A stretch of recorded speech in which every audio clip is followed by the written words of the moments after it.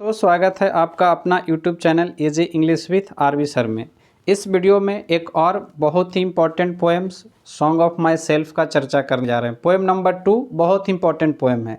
यदि आप Bihar board 12th के स्टूडेंट हैं, 2023 में एग्ज़ाम देने जा रहे हैं, तो यह वीडियो आपके लिए बहुत ही बेनिफिट होगा, बहुत ही लाभदायक वीडियो होने वाला है। और ये poem number 2 song of my self. तो देर नहीं करते हुए इस वीडियो को स्टार्ट करते हैं और आप जोश और जुनून बनाए रखेंगे। जोश और जुनून बनाए रखना बहुत ज़रूरी है।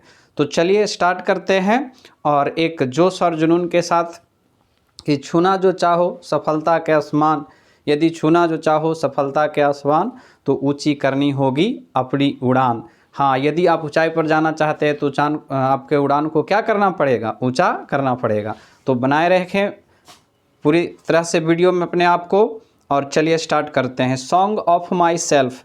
तो सबसे पहला जो क्वेश्चन से यहाँ पे हमको बन जाएगा कि सॉन्ग ऑफ माई सेल्फ के पोएट कौन हैं। तो इनके जो पोएट हैं वो वाल्ट विटमैन हैं। इनको क्या पढ़ते हैं? वाल्ट विटमैन पढ़ते हैं। अब चलिए पोएम को हम कैसे याद रखेंगे कि ये पोएम किन्होंने लिखा है। तो याद रखने के लिए कुछ ना कुछ हम लोग को टेक्निक अपनाना पड़ेगा। सीरियसली अगर हम लोग याद करेंगे, गंभीरतापूर्वक याद करेंगे तो नहीं याद होगा। चीज़ें हंसी और मजाक में अगर याद करेंगे, किसी चीज़ को रिलेट करके याद करेंगे तो याद रहेगा। तो इसको रिलेट कैसे हम लोग कर सकते हैं? तो ये रिलेट कर सकते हैं सॉन्ग ऑफ माई सेल्फ से। सॉन्ग का मतलब होता है गाना और माई सेल्फ का मतलब क्या होता है? खुद का गाना। खुद गाना है, अपने ही गाना है। कैसे, कौन सा ऐसा परिस्थिति आएगा जो हम खुद गाना गाने लगेंगे? तो आप इनको वाल्ट विटमैन को थोड़ा सा नाम बदल कर दीजिए, वाल्ट वाइटमैन याद रखेंगे। क्या याद रखेंगे? Volt Whiteman. और वाइटमैन का मतलब होता है उजला आदमी। वाल्टमैन का मतलब क्या होता है? उजला आदमी। यदि कहीं आप रात के समय में जा रहे हैं, समझिए, और अंधेरा है और कोई उजला सा आदमी आपको नज़र आएगा, थोड़ा सा आप दिमाग लगाएं कि आपको क्या मन में आएगा कि क्या हो सकता है। तो जैसे ही हम उजला में आदमी को देखते हैं तो हमको लगता है क्या कि भूत होगा, क्योंकि जितना टीवी सीरियल्स वगैरह में हम लोग देखते हैं उसी प्रकार से उसका सीन को दिखाया जाता है। तो हम लोग जब भूत को देखेंगे तो हम लोग किनको याद करेंगे? याद करिए कौन सा भगवान का? बजरंगबली का गाना गावे लगेंगे। तो जैसे ही आपको उजला आदमी वाल्ट विटमैन दिखेगा तो बोलेंगे, खुद से गाना गाएंगे, जय हनुमान ज्ञान गुण सागर। अब याद रह जाएगा। जैसे ही सॉन्ग ऑफ माई सेल्फ बोलेंगे, सर बोले थे कि वाइटमैन होता है, भूत होता है, जैसे ही भूत देखेंगे तो हम गाना गाने लगते हैं। तो चलिए, ये तो इनका आप याद करने का एक छोटा सा ट्रिक जो हम लोग रिलेट करके याद कर सकते हैं। और वाल्ट विटमैन का थोड़े सा हम इनके बारे में जान लेते हैं कि इन्होंने क्या किया अभी तक, पोएट कैसे बने, पोएट बनने तक इनका क्या सफ़र रहा। क्योंकि हम लोग सफलता देखते हैं और उसके पीछे संघर्ष नहीं देखते हैं। आज आदमी कोई भी सफल हुआ है तो उसके पीछे उसका बहुत बड़ा संघर्ष है, लेकिन संघर्ष के समय को हम लोग नहीं जानते हैं, लेकिन जब सफल हो जाता है तो हम लोग जानने लगते हैं। तो वाल्ट विटमैन का जन्म हुआ 1819 में और इनकी देहांत हो गया, मृत्यु हो गया 1892 में। द पीपुल्स पोएट, इनको कहा जाता था जन कवि। जन कवि मतलब समझते हैं आम लोगों की आवाज़, मतलब आम लोगों की भावना को ही समझते थे। और कवि होते ही भी हैं, आम लोगों की भावना को ही समझने वाले को कवि कह सकते हैं। वो जन कवि थे। क्या थे? पीपुल्स पोएट थे, जन कवि थे, जनता के कवि थे। इज परहैप्स, परहैप्स का मतलब होता है शायद, और मोस्ट का मतलब अधिक। मोस्ट का मतलब क्या हो गया? इनसे अधिक, एक superlative degree. Most individualistic literary figure that America has ever produced. और प्रोड्यूस का मतलब होता है जन्म देना, उत्पन्न देना। तो यहाँ तक की लाइन को हम एक बार में आप देख लेते हैं कि क्या इसका मतलब हुआ। आप बुक निकाल लीजिए और बुक निकाल कर उसमें लाइन बाय लाइन मिलाएंगे और इसका समरी भी देंगे। सभी पोएम्स का लाइन बाय लाइन एक्सप्लेनेशन के साथ साथ समरी भी, क्योंकि आपको एक्सप्लेनेशन भी लिखना है और पोएम में से लाइन भी दे देता है उठाकर और पूछ देता है कि ये कौन सा पोएम से लिया गया है। तो जब तक हम लोग पूरी अच्छी तरीक़ा से नहीं पढ़ेंगे तो समरी पढ़ के हम ऑब्जेक्टिव क्वेश्चन तो कर लेंगे, लेकिन जब लाइन उठा लेगा पोएम का तो फिर उसका आंसर हम लोग नहीं कर पाएंगे। और 100 नंबर का क्वेश्चन है। आप मैक्सिमम क्वेश्चन बुक को बनाने का प्रयास करेंगे, क्योंकि बुक का जो क्वेश्चन है वो आपका टू द पॉइंट रहेगा, कभी बदलेगा नहीं। ग्रामर वाला में थोड़ा सा प्रॉब्लम हो सकता है, क्योंकि आप बिहार बोर्ड से हैं, सबको पता है कि क्या रहता है अंग्रेजी। तो यहाँ तक के लाइन में हम लोग क्या समझे कि यह जो जन कवि थे, यह व्यक्तिगत, इंडिविजुअल करने का मतलब क्या हो गया, व्यक्तिगत, और लिटरेरी फिगर का मतलब हो गया साहित्यकार। तो यह व्यक्तिगत साहित्य लेखन में शायद ही अमेरिका के साहित्यकारों में सबसे महान थे। अमेरिका के साहित्यकारों में, अमेरिका के कवियों में सबसे महान कवि का दर्जा इनको प्राप्त था। और वो किसके लिए, व्यक्तिगतता के लिए, इंडिविजुअलिस्टिक्स के लिए। He began working as a carpenter, सोचिए एक कवि कैसे बन गए। He began working as a carpenter, वह एक कारपेंटर के रूप में अपना काम चालू किए थे। कारपेंटर का मतलब होता है बढ़ई मिस्त्री। बिफोर हिज 12th बर्थ, 12 साल भी आयु नहीं हुआ था, 12 साल के पहले ही एक बढ़ई मिस्त्री की दुकान पे काम करते थे, कारपेंटर की दुकान मतलब चलाते थे। He also worked as printer, यह एक प्रकाशक भी थे। और क्या थे, टीचर, शिक्षक। प्रकाशक मतलब होता है जहाँ पे किताब वगैरह क्या करता है, प्रिंट छपता है, तो एक प्रिंट होता है। यह एक प्रकाशक भी थे, शिक्षक भी थे, टीचर। और एडिटर, एडिटर का मतलब होता है संपादक, यह भी प्रेस से जुड़ा हुआ वर्ड है। एंड वाज वॉलंटियर, वॉलंटियर कहने का मतलब हो गया, वॉलंटियर एक ऐसा वर्ड है जिसमें होता है कि स्वयंसेवी, किसी को हम कोई काम कर रहे हैं और उसके लिए हमको कोई लाभ और कोई लालच नहीं है, कोई पैसा नहीं लेते हैं, जो बिना लाभ का काम करता है उसको क्या बोलते हैं, स्वयंसेवी। नर्स के रूप में काम किए during the civil war, civil war कहने का मतलब हो गया शीत युद्ध के दरमियान। ये लोगों को क्या किए, मदद किए, बिना मतलब लोभ का, बिना फ़ायदा का काम करना, उसी को वॉलंटियर बोलते हैं। समाज सेवी हम लोग एक शब्द में बोल सकते हैं, लेकिन आजकल के जैसा समाज सेवी नहीं थे, आज खाली ढोंगी है समाज सेवा का नाम पर। बाकी सब अपना एक बार मुखिया बना न दीजिए, उसके बाद समाज सेवा होते रहेगा। विटमैन्स पोएट्री, विटमैन्स का जो एक पोएट्री था, काव्य संग्रह था, all of which is collected in the lips of grass, जिसको उन्होंने एक पुस्तक में पब्लिश कराया था जिसका नाम था लिप्स ऑफ ग्रास।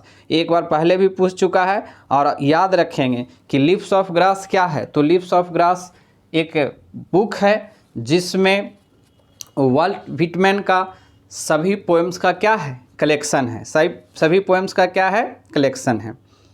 चलिए आगे देखेंगे। ये जो इज नोन फॉर, और ये किस लिए जाना जाता है, for its free rhythms and lack of rhyme. नहीं, तो वाल्ट विटमैन के जो कविताओं के जो संग्रह है उसका नाम क्या है, लिव्स ऑफ ग्रास है, जो अपने मुक्त लय, free rhymes, free rhythms and lack of rhyme, जो किस लिए प्रसिद्ध है, अपने मुक्त लय और तुगलक बंदी के लिए क्या है, प्रसिद्ध है, के रूप में जाना जाता है। मुक्त लय क्या होता है, लय, धुन, तुगलक बंदी, जिस चीज़ से अंत कर रहे हैं उसी चीज़ से चालू कर रहे हैं। जैसे मान लें कि बच्चा का जो पोएम रहता है उसमें क्या रहता है, रैम्स रहता है, तुगलक बंदी रहता है। जैसे baa baa black sheep, yes sir have you any wool, तो इस प्रकार से रहता है ना कि जैसे गाना गा रहे हैं। लेकिन इनके पोएम्स में वैसा नहीं था, ये लग रहा था कि पोएम नहीं है, कहानी है। कुछ ऐसा पोएम्स रहता है जो कहानी की तरह रहता है, लेकिन बच्चा वाला जो पोएम रहता है वो कहानी की तरह नहीं रहेगा। अब याद करें, आप लोग तो नहीं, एक बहुत पहले बहुत बड़ा सा पोएम चलता था, हवा हूँ हवा में बसंती हवा हूँ, सुनो बात मेरी अनोखी हवा हूँ, जिधर चाहती हूँ उधर घूमती हूँ। तो ये बहुत बड़ा पोएम था, लेकिन याद हो जाता था, काहे कि इसमें फ्री रैम्स नहीं था, रैम्स जुड़ा हुआ था, तुगलक बंदी था। लेकिन इनका जो लिप्स ऑफ ग्रास है वो तुगलक बंदी के लिए प्रसिद्ध नहीं था, ये फ्री था उससे। However the free form of the poems and the joyful dedication to the importance of individual were not well received, sorry एक लाइन छूट गया यहाँ पे, like rhythm Whitman first published at his own expense. और जो lips of grass पुस्तक था, volt Whitman ने पहली बार अपने पैसे से 1855 में अपने खर्च से उसको पब्लिश किए। क्योंकि इतना मतलब जब तक आप किताब लिखते हैं और किताब प्रचलित नहीं हो जाता है, कोई पब्लिशर वाला छापने के लिए तैयार नहीं होगा, कोई भी प्रकाशन। जैसे आप प्रकाशन जानते हैं, स्टूडेंट फ्रेंड है, भारतीय भवन है, तो वो उन्हीं लोगों का पुस्तक छापेगा जिनका किताब चलता है, जिनका कुछ नाम है। ऐसा ना कि हम लिख देंगे और आप लिख देंगे, किसी का वो छाप देगा। तो ये इनका अपने कॉस्ट पर 1855 में पब्लिश किए। तो अगर ऐसा क्वेश्चन भी आ जाता है कि जो जो लिव्स ऑफ ग्रास है वो फर्स्ट टाइम कब पब्लिश हुआ था, तो आप याद रखेंगे 1855 में। कब याद रखेंगे, 1855 में। However the free form of the poems, लेकिन अर्थात इनकी जो कविताएं थी वो लय में नहीं थी, फ्री थी। लेकिन जो वाटमैन का जो पुस्तक था, यद्यपि कविताओं का जो मुक्त और आनंदपूर्ण समर्पण था, व्यक्तिगत महत्व के लिए पहली बार में स्वीकार नहीं किया गया। कविता कैसा था? तो कविता था जो free form of the poems था, free form of the poems के जैसा था ही नहीं, कविताओं का मुक्त था, कविता से मुक्त था। इसमें क्या था? जॉयफुल था, आनंदपूर्ण। डेडिकेशन का मतलब होता है समर्पण, जॉयफुल डेडिकेशन मतलब आनंदपूर्ण समर्पण, मतलब पढ़कर कोई आनंदित हो सकता है। ये लिखा ही गया था इंडिविजुअल व्यक्ति के लिए। इंडिविजुअल का मतलब जो व्यक्ति अकेले है वो पढ़ेगा और इसको क्या करेगा? इंजॉय करेगा, लेकिन समझेगा तब ना इंजॉय करेगा। पहली बार में इनकी कविता को स्वीकार नहीं किया गया, वेल नॉट रिसीव्ड फर्स्ट, पहली बार में इनकी कविता को स्वीकार नहीं किया गया। In fact his collection of poem, और वास्तव में इसके बदले में क्या हो गया? बेचारा को जो अपना नौकरी था वो भी गंवाना पड़ गया। अब नौकरी क्यों गंवाना पड़ गया? किताब लिखने के बाद लेखक को, कवि को भी बहुत झेलना पड़ता है, क्योंकि अगर वो सरकार की सच्चाई लिख देगा ना तो सरकार को थोड़ा सा लग जाती है मतलब आप समझ रहे हैं। अभी भी और आज़ादी के समय में भी हम लोग कवियों का बहुत बड़ा योगदान रहा था हम लोग को भी। तो कवि है जो लोगों का आवाज़ है, थोड़ा सा लोगों की आवाज़ अगर उठा देगा तो थोड़ा सा तो सरकार को दिक्कत होगा। तो इन्होंने जो लोगों के लिए अपना लिखा, उसके बदले में इनको क्या हो गया? कॉस्ट मतलब कीमत चुकाना पड़ा, और वो क्या था? इनका जॉब ख़त्म हो गया। एज इट वाज, क्योंकि जो पुस्तक था, at it was taken to be offence, offence का मतलब होता है अश्लील। चूँकि यह पुस्तक को मार्केट में दुष्प्रचार किया गया, ऐसा नहीं था कि अश्लील था, कि यह पुस्तक अश्लील है। अश्लील है मतलब ये गंदा चीज़ इसमें लिखा हुआ है, लोगों को नहीं पढ़ना चाहिए। तो नहीं पढ़ना चाहिए तो लोग नहीं पढ़ें। अमेरिका के लोग थे, इंडिया के लोग नहीं थे। इंडिया के लोग है कि अगर कह दीजिए कि नहीं पढ़े तो और ज़्यादा पढ़ेगा। यहाँ का जो भी मूवी कोई बनता है, अगर उसको हिट करवाना है तो उस पर केस करवा दो, उसके बाद देखो मूवी का है कि सब सोचेगा क्या बात है कि मूवी नहीं देखे कहता है। यही है हम लोग का। लेकिन अमेरिका में जब इसको प्रचार किया गया कि यह क्या है और मतलब गंदी किताब है, तो लोग नहीं पढ़ें, इनको जॉब भी गंवाना पड़ा। इन 1881 1881 आते आते मेनी एडिशन इसका छपवाएँ, बहुत सारा प्रकाशन। किताब लेते हैं तो देखते हैं लिखा रहता है edition, first edition, second edition, third edition, प्रकाशन का समय दिया रहता है। तो बहुत सारे एडिशन छपवाएँ लिप्स ऑफ ग्रास का। फाइनली फाउंड ए पब्लिशर, और अंत में एक जो पब्लिशर थे उन्होंने इच्छा दर्शाया। बिलिंग का मतलब क्या हो गया? इच्छा, टू प्रिंट इट, कि हम इसको पब्लिश करेंगे। और कैसे पब्लिश करेंगे? अनसेंसर्ड। अनसेंसर्ड का मतलब बिना काटे छाटे। अनसेंसर्ड कहने का मतलब बिना काटे छाटे। जैसा है मतलब क्या होता है कि अगर कोई पब्लिशर आता था, बोलता था कि इस किताब अगर आप क्या है, गंदगी है इसमें, मतलब अश्लीलता है, तो उस पार्ट को हटाकर हम क्या करेंगे? छापेंगे। तो वाल्ट व्हिटमैन तैयार नहीं होते थे, बोलते थे वो अश्लीलता है ही नहीं। आप फिल्म वगैरह देखते हैं तो देखिएगा, जैसे ही फिल्म दिखाया जाता है तो सबसे पहले क्या आता है? एक सर्टिफिकेट आता है, वो आता है, उसमें सेंसर बोर्ड का सर्टिफिकेट रहता है कोई भी फिल्म के शुरुआत में। और वो सेंसर बोर्ड जब तक नहीं फिल्म को सर्टिफिकेट देगा तब तक वो फिल्म पब्लिश नहीं होगा। और सेंसर बोर्ड हमारे यहाँ है, तो सेंसर बोर्ड है जो क्या करता है, जैसे ही कोई फिल्म में देखता है कि अगर अश्लील चीज़ है तो कहता है इसको काट के हटाइए। और समझ लीजिए अगर सेंसर बोर्ड नहीं रहता, जो हम लोग नेता वगैरह का देखते हैं रोल, तो कितना खतरनाक रोल दिखाता है, कभी भी अच्छा रोल नहीं दिखाता है। अगर ये मिल जाए अधिकार हमारे सिनेमा जगत को कि आप ऐसे ही चला सकते हैं, तो जो नेता का दूध और पानी का पानी कर देगा कि क्या वो चीज़ होता है हमेशा। लेकिन जैसे ही उसके बारे में ज़्यादा गलत दिखाएगा, सेंसर बोर्ड में वो बैठा हुआ है, कहेगा कि इस चीज़ को हटाइए, ये सब हम लोग को बर्बाद कर देगा, तो सबसे पहले उसको हटवा देता है। थोड़ा बहुत दिखाता है जिसमें किडनैपिंग, चाहे उसको फ़ोन करेगा, मार धार, यही सब उसका गंदा रोल दिखाता है। चलिए उतना तो हम लोग भी जानते हैं। तो एक बहुत सारे एडिशन के बाद अनसेंसर्ड मतलब समझिए बिना काटे छाटे, जैसे आपका पुस्तक है वैसे मैं छापूंगा, एक पब्लिशर वाला तैयार हुआ कि चलो अब छाप के देखते हैं। चलिए अब जब ये छापें, translation of this collection, translation करने का मतलब क्या हो गया? अनुवाद।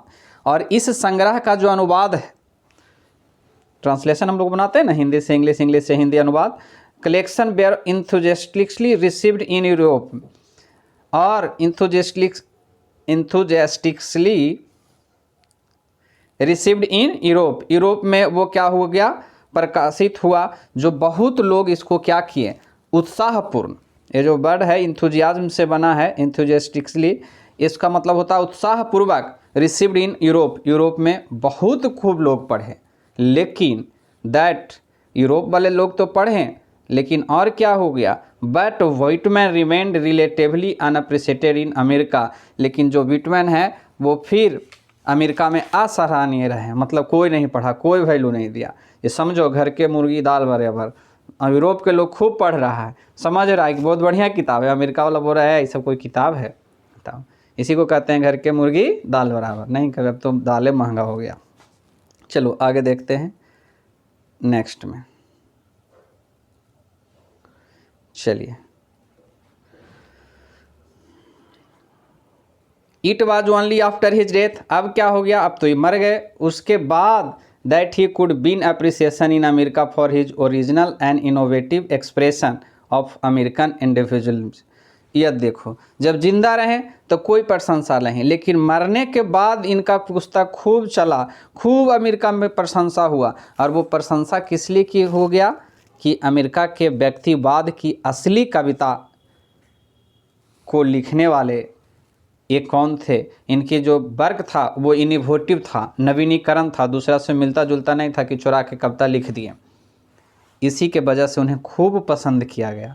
सोचो, मरला में माड़ भात, जिंदा में दूध भात वाला। आदमी जिंदा है तो कोई नहीं पूछेगा, लेकिन जब मर जाएगा तो लोग बड़ी उसकी प्रशंसा, बेचारा बहुत अच्छे आदमी था, ये था वो था, लेकिन जिंदा में देखे नहीं। तो यही चीज़ है, अमेरिका में उन किताब बेचारा छपाते छपाते मर गए, कोई नहीं पर, लेकिन जब वो मर गए तब उनकी किताब खूब चली, मन से चली। और इनका इम्पोर्टेंट वर्क है लीव्स ऑफ ग्रास 1855 में पब्लिश हो गया, एंड ड्रम टैप्स 1866 में। तो ये हमारे पोएट के बारे में जाने। अब आते हैं कि इन्होंने कविता में क्या लिखा है, कविता में क्या है और क्या कौन सा लाइन था जिसके लिए इनके कविता को क्या माना गया। इनकी कविता को माना गया कि ये क्या है था, अश्लील था। वो लाइन्स भी हम बताएंगे, तो देखते रहें, वीडियो में बने रहें इस पोएम का लाइन बाय लाइन एक्सप्लेनेशन के लिए। अब आते हैं, सॉरी यहाँ से, I celebrate myself and sing myself, I celebrate myself and sing myself and what I assume you shall assume. वाह, for every atom belonging to me as good belong to you. कवि कहते हैं मैं स्वयं गाता हूँ, स्वयं आनंदित होता हूँ। सेलिब्रेट का मतलब क्या होता है, आनंद मनाना, उत्सव मनाना, और खुदे गाते हैं। बोले हमको ना कोई ज़रूरत है, हम इतना स्वस्थ, इतना मतलब खुश रहना चाहते हैं कि मैं स्वयं उत्सव मनाता हूँ और स्वयं ही गाता हूँ। And what I assume you shall assume, और मैं ये मानता हूँ कि जैसा मैं कल्पना करता हूँ, जैसा मैं सोचता हूँ, आप भी वैसा ही सोचते होंगे। अज्यूम का मतलब होता है परिकल्पना करना। अज्यूम का मतलब क्या होता है, परिकल्पना करना। इस लाइन को समझिए बढ़िया से। कह रहे हैं आई celebrate myself and sing my self, मैं स्वयं गाता हूँ और मैं खुद ही आनंदित होता हूँ। एंड व्हाट आई अज्यूम, और जो मैं कल्पना करता हूँ। अज्यूम का मतलब कल्पना करना, मानना। आप भी अवश्य मानते होंगे, यू के साथ सेल लगाया है। अब सोच लीजिए, यू के साथ सेल लगाने का मतलब अवश्य हो गया एम्फेटिक सेंस, चूँकि आई के साथ बिल भी लगता है तो एम्फेटिक सेंस में लगता है। आप लोग ग्रामर पढ़े होंगे तो ग्रामर का भी हम सीरीज बनाएंगे आप लोग के लिए। ग्रामर का कोशिश करेंगे कि लाइव क्लास से एकदम बिल्कुल प्रीमियर में वीडियो नहीं डालेंगे। तो बोल रहे हैं कभी कि जैसा मैं गाता हूँ, मैं आनंद रहना चाहता हूँ, मैं तो खुश रहना चाहता हूँ, लेकिन मेरा मानना है ना कि इस पृथ्वी पर हर एक प्राणी, हर एक व्यक्ति खुश रहना चाहता है, क्योंकि मेरा मानना है कि जैसा मैं सोचता हूँ वैसा हर कोई सोचता है। अब थोड़ा सा कुछ प्रश्न कर लेते हैं इनके बारे में, थोड़ा बताइए। क्या कोई आदमी गरीब होना चाहता है? कभी बोलते हैं मैं तो अमीर होना चाहता हूँ। क्या आप में कोई है जो गरीब होना चाहता है? नहीं, सब अमीर बनना चाहता है। नहीं, क्या कोई एग्ज़ाम में फेल होना चाहता है? कभी कहते हैं मैं तो नहीं होना चाहता हूँ। नहीं, तो हम भी नहीं चाहते हैं। नहीं, क्या कोई आदमी ऐसा चाहता है कि मेरे साथ कोई घटना घटित हो जाए, दुर्घटना हो जाए? नहीं, लेकिन कभी बोलते हैं कि मैं नहीं चाहता हूँ अभी। क्या कोई आदमी ऐसा है जो चाहता है कि हम दुखी रहें? नहीं, हर आदमी चाहता है सुखी रहें। तो कभी बोलते हैं, इसीलिए इनको जन कवि बोला गया है, इसीलिए लोगों को कवि बोला गया है। और for every atom belonging to me as belongs to you. Atom का मतलब होता है पदार्थ, कण। और बोलता है कवि क्या कह रहे हैं कि मैं जो मानता हूँ तुम भी तो मानते होगे, क्योंकि मेरे शरीर के अंदर, मेरे शरीर के अंदर, प्रत्येक कण जो मेरे अंदर है वह तुम्हारे अंदर भी है।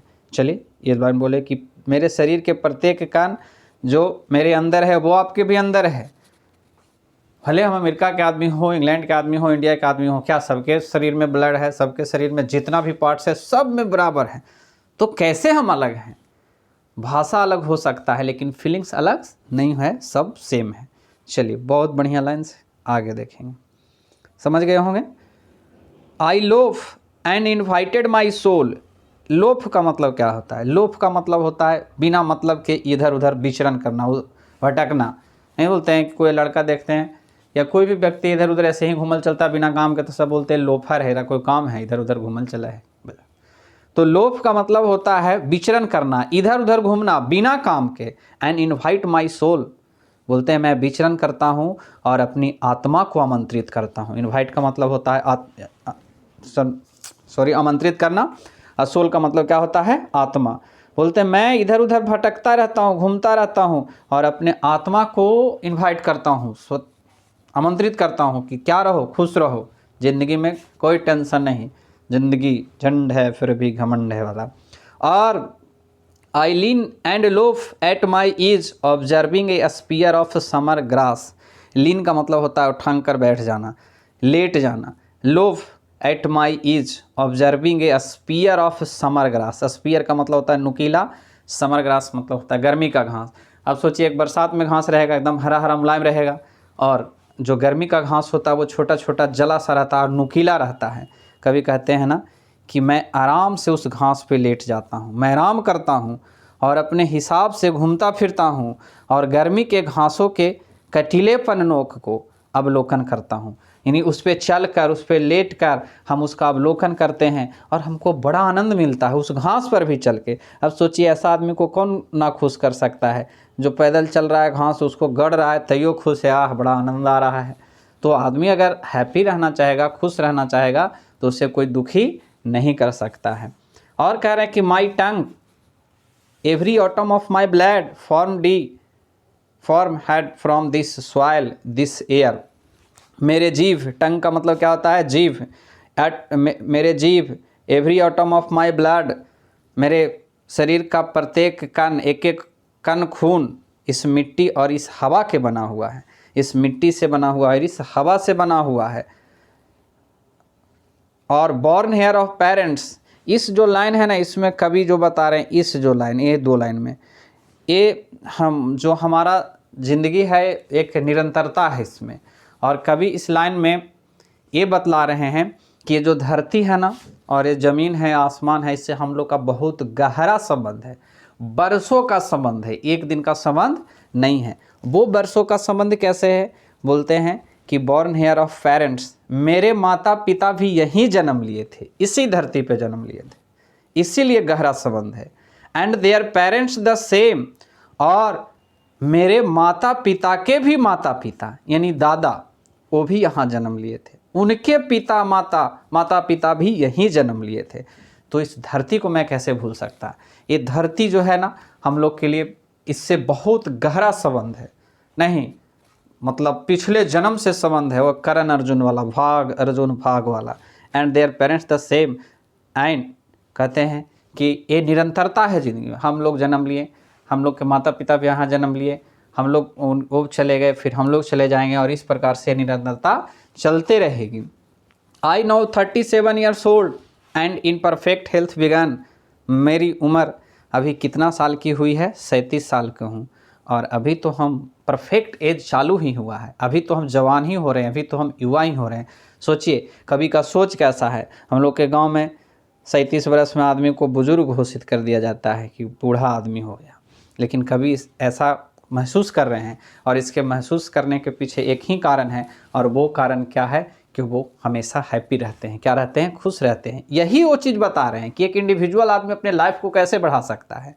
तो दुख से नहीं, कहता है ना कि चिंता से चतुराई घटे और दुख से घटे शरीर, पाप से धन लक्ष्मी करे, कह गए दास कबीर। तो कवि यही चीज़ बोल रहे हैं वहाँ पे। और क्या कह रहे हैं? Hoping to cease not till death. Hoping कहने का मतलब हो गया आशा करते हैं, और बोलते हैं कि मुझे उम्मीद है कि मृत्यु तक नहीं रुकूंगा, मतलब हमारा ये सिलसिला चलता रहेगा, और जिस दिन रुक गए उस दिन समझिए कि मेरी मृत्यु हो गई। चलिए, इस यहाँ तक आप लोग को क्लियर हो गया होगा एकदम बिल्कुल। फिर देखेंगे इसी लाइन के लिए उसको किताब को वो क्या माना गया था, उनका जो लिप्स ऑफ ग्रास था बहुत बवाल हुआ था। इस लाइन का मतलब क्या होता है, क्रीड्स मतलब होता है धर्म, और स्कूल इन अवियसेंस का मतलब सोचने का एक प्रकार। कभी कहते हैं क्रीड्स एंड स्कूल इन अवियसेंस, कहते हैं कि मैं 37 वर्ष का हूँ और पूरी तरह से स्वस्थ हूँ, मुझे उम्मीद है कि मृत्यु तक नहीं रुकूंगा। ऊपर वाला लाइन हो गया, मैं पंथों और धार्मिक मान्यताओं को नहीं मानता हूँ। इस लाइन में वो बोल रहे हैं कि हम धार्मिक मान्यताओं को, हम जाति धर्म को और समुदाय को नहीं मानते हैं, इसीलिए वहाँ के लोग बुरा मान गए थे कि कैसे नहीं कोई जाति होगा, कैसे नहीं कोई धर्म होगा, बिना धर्म का आदमी कैसे हो सकता है। जैसे आज भी हम लोग धर्म और जाति के नाम पर बहुत क्या करते हैं, उग्र हो जाते हैं। तो बोलते थे creeds and school in abeyance retiring back while sufficed at what they are but never forgotten. कहते हैं इस लाइन का क्या अर्थ हो रहा है, क्या कह रहे हैं कि मैं पंथों और धार्मिक मान्यताओं को नहीं मानता हूँ, अर्थात लोगों के विचार को मैं क्या करता हूँ, इग्नोर कर देता हूँ कि लोग क्या सोचते हैं नहीं सोचते हैं। थोड़ी देर के लिए कहते हैं रिटायरिंग बैक ए फाइल, ये फाइल मतलब थोड़ी देर के लिए आप क्या करिए, उसे भूल जाइए, थोड़ी देर के लिए उसे भूल जाइए। किसको, अपने जाति को, अपने धर्म को, जो तुम सोचते हो, जो तुम सोचते हो उसको क्या करो, थोड़ी देर के लिए भूल जाओ। अर्थात तुम अपने विचारों को थोड़ी देर के लिए क्या करो, भूल जाओ, जो तुम्हारे लिए काफ़ी है। अगर तुम मन में विचार थोड़ी देर के लिए भी भूल जाता है कि हम ना हिंदू हैं, ना मुस्लिम हैं, ना सिख हैं, ना ईसाई हैं, हम एक आदमी हैं, तो यही बहुत काफ़ी है। थोड़ी देर के लिए भूलना है, लेकिन तुम ऐसा नहीं भूल सकते। वही कह रहे हैं बट नेवर फॉरगॉटन, तुम नहीं भूल सकते हो। और इसी लाइन के लिए बहुत बवाल हुआ था, और इसी के चलते उनका किताब भी अश्लीलता के श्रेणी में, लोग बोले थे ऐसे कैसे होगा। आई हार्बर फॉर गुड और bad, I harbour for good और बैड, मैं समझता हूँ क्या अच्छा है और क्या बुरा है। मैं मानता हूँ इस चीज़ को कि अगर धर्म के बात हम नहीं मानेंगे तो लोग बुरा कहेंगे। मैं भी जानता हूँ कि धर्म को मानेंगे तो सब अच्छा कहेंगे, लेकिन सब हमको पता है। आई हार्बर फॉर गुड और बैड, मुझे समझ है कि क्या सही है और क्या गलत है। I permit to speak at every hazard, hazard मतलब खतरे, मैं समझता हूँ, लेकिन क्या मैं स्वयं को प्रत्येक खतरे पर बोलने की अनुमति देता हूँ। मैं अपने आप को रोकने वाला नहीं हूँ। हम अपने विचारों को क्यों रोकें, ये तो एक स्वाभाविक शक्ति है ना, इसको हम नहीं रोक सकते हैं। Nature without check with original energy, स्वभाव को बिना किसी जांच के वास्तविक ऊर्जा के साथ क्या करो, बहने दो। फीलिंग्स को रोको नहीं, जो तुम्हारे अंदर भावना है उसको जांचो पड़तालो नहीं, उसको रोको नहीं, उसको क्या करने दो, बहने दो। तो यह इस प्रकार से एक पोएम जो लाइन बाय लाइन एक्सप्लेनेशन हम लोग देखें, और अगले सीरीज में हम लोग क्या देखेंगे अगले वीडियो में, तो अगले वीडियो में हम लोग देखेंगे इसके ऑब्जेक्टिव क्वेश्चंस को और इसके समरी को भी देखेंगे। तो चलिए मिलते हैं अगले वीडियो में। वीडियो कैसा लगा एक बार कमेंट करके ज़रूर बताएंगे, और साथ में ही वीडियो को अगर अच्छा लगे तो अपने दोस्तों को साथ शेयर ज़रूर करें, क्योंकि हम लोग उस चीज़ में विश्वास करते हैं, सबका साथ सबका विकास, बढ़ेगा इंडिया तभी तो बढ़ेगा इंडिया। चलिए मिलते हैं अगले वीडियो में। थैंक यू, जय हिंद, वंदे मातरम।